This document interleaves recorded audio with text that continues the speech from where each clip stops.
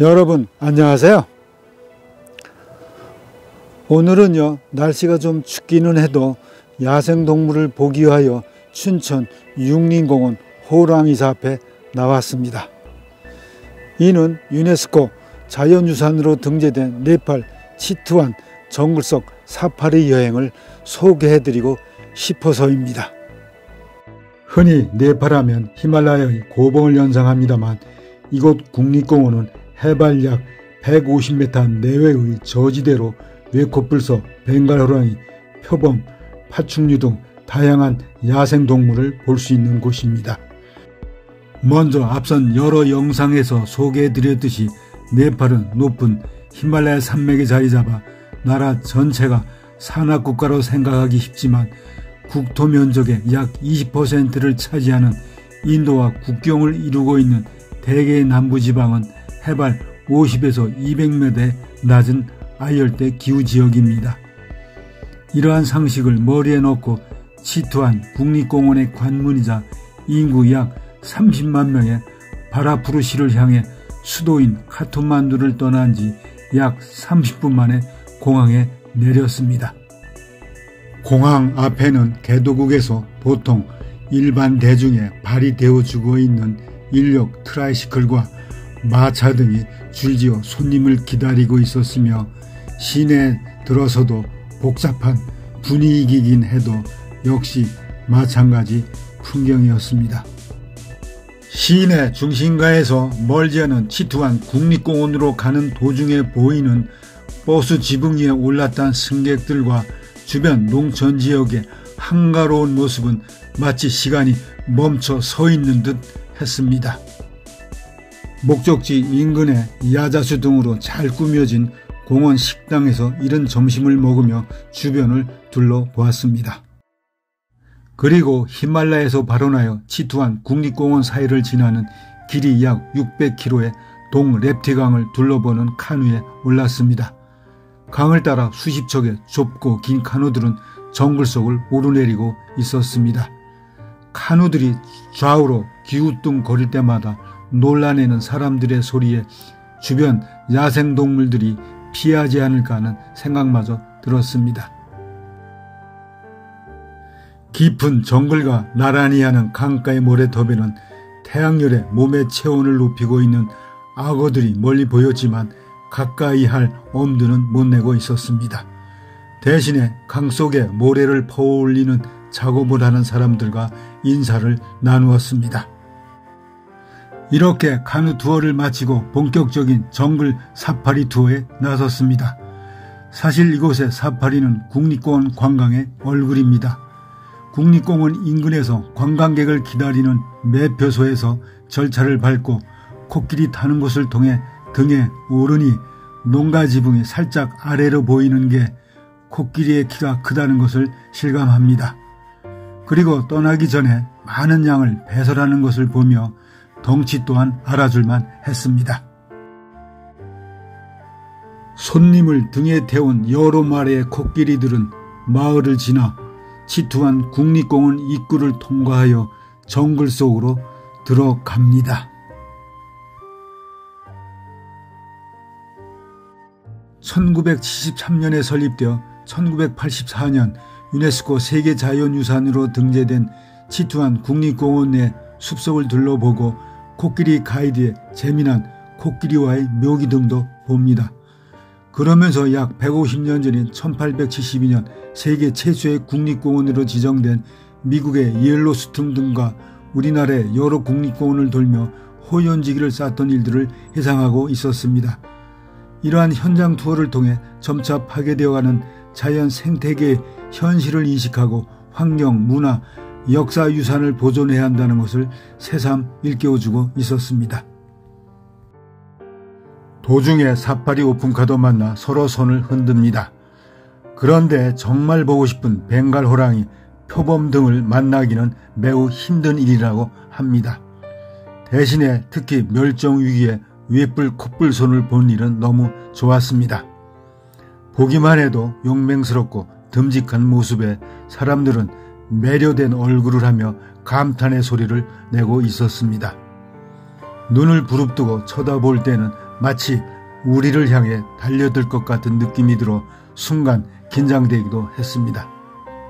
최근 당국의 노력으로 개체수가 줄지 않고 조금 늘었다가 오니 다행스러운 일이었습니다.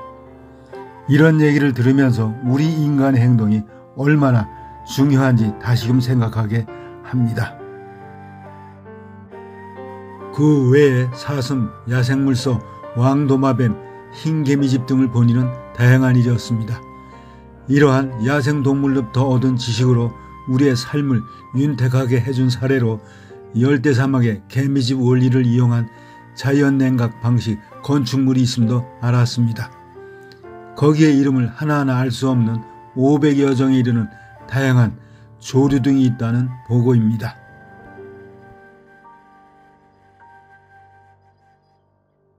이렇게 국립공원을 설립하는 등 자연 생태계의 보존을 위해 애를 쓰고 있는 한편 중국과 베트남 등에서의 약재 수요에 맞춰 돈을 벌 목적으로 야생동물을 밀렵하여 밀매하는 행위는 좀처럼 없어지지 않는 모양새입니다.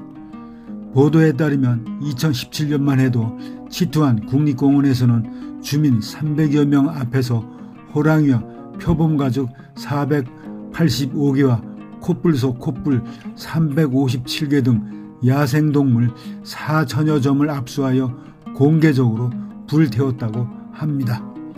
이는 야생동물의 미력과 밀매에 대해 추호에 관영이 없다는 것과 제로 밀업 정책을 강하게 추진하고 있음을 보여주고 있습니다. 참으로 가슴 아픈 사진입니다만 코뿔소가 밀렵으로 죽는 것을 막기 위해 미리 코뿔을 잘라버린 남아공의 코뿔소 모습으로 정말 이렇게까지 해야 하는 현실에 처한 사람들의 마음을 헤아리기 어려웠습니다. 이뿐만 아니라 공원 내 풀도 허가 없이는 마음대로 베어갈 수 없음도 알았습니다. 보통 정기적으로 초가 지붕을 교체하거나 가축 먹이로 이용하는 데에도 공원 내 야생동물을 보호하는 일에 초점을 맞추고 있는 듯 보였습니다. 동시에 최근에는 제로 플라스틱 운동을 전개하여 국립공원을 잘 보존하는 일이야말로 네팔의 정체성을 지키는 일이라고도 말하고 있었습니다. 이어 코끼리 사육장으로 갔습니다. 지고는 이곳 국립공원을 보존하는데 자체 경비나 경찰로는 부족하여 1975년 이후 이 공원의 보존을 위하여 육군이 파견되어 그 역할을 수행하고 있다고도 했습니다. 군대가 파견되어 보존 임무를 수행한다는 것은 그 의미가 다름을 느꼈습니다. 아무튼 안내된 사육장 안은 평화스러운 분위기였지만 코끼리들의 다리에 고랑이 메어져 있는 모습은 안쓰럽기만 했습니다. 이를 보면서 엉뚱한 생각이긴 해도 평화는 느껴지는 것, 자유는 만지는 것이란 생각을 했습니다. 그리고 인근의 타르문화박물관을 찾았습니다. 타르족은 약 150만의 인구로 네팔의 인구의 5%를 차지하는 등 네팔 내 5대 부족 안에 드는 큰 소수민족입니다. 박물관은 비록 작았지만 전시된 그림이나 조형물을 보면 오랜 동안 전통적인 농경생활 방식을 삶의 터전으로 삼아왔음을 알 수 있었습니다. 박물관을 찾은 이곳 사람들은 이방인에게 따뜻한 미소를 보내주고 있었습니다. 박물관을 나와 염소 2마리가 공중에 매달린 풀을 먹는 모습을 보니 절로 미소가 나왔습니다. 이어 타루민속 공연장으로 발길을 옮겼습니다. 이미 관광객들로 만석이었습니다. 불꽃놀이부터 시작한 공연은 전통악기의 남역 공연단이 나와 율동적인 전통춤에 많은 박수를 받고 있었습니다. 이들의 공연을 보면서 제로드 다이아몬드 교수가 그의 책 총균서에서 말한 문명에는 우열의 차이가 있을 수 있으나 문화에 우열의 차이는 없다라고 주장한 말이 떠오르고 있었습니다. 이렇게 공연으로 이틀간의 치투안 국립공원 사파리 투어를 마무리하는 일은 피로도 풀고 그 의미도 높여주고 있었습니다. 여러분 잘 보셨나요?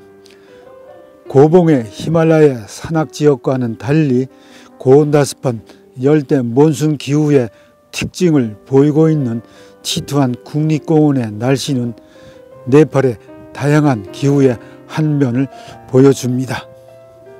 그러한 가운데 많은 관광객의 방문을 받아들임과 동시에 자연을 보존하는 국립공원은 새삼 자연과 인간의 공생관계를 잘 보여줍니다.